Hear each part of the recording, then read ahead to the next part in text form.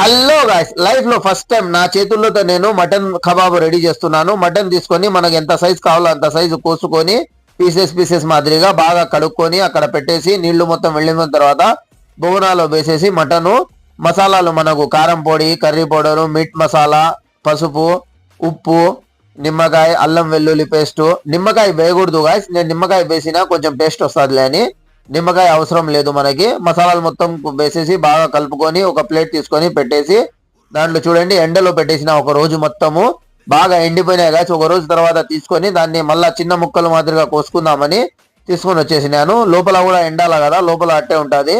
మళ్ళీ చిన్న ముక్కలు చేసేసి ఎండలో పెట్టేసిన బాగా ఎండిపోయినాయి గాయస్. ఎండిపోయిన తర్వాత కబాబు రెడీ చేస్తున్నా. ఒక చిన్న బోనా తీసుకొని దాంట్లో నూనె వేసేసి నూనె వేడి అయిపోతానే కబాబులు వేసేసిన. కబాబ్ వేసి రెడీ అయిపోయింది గాయస్. మటన్ కబాబ్ అయితే రెడీ అయిపోయింది గాయస్. మటన్ కబాబు అన్నంతో సహా తినేది వీడియో నెక్స్ట్ వీడియోలో పెడతాను. Like, comment, share, subscribe. Thank you so much.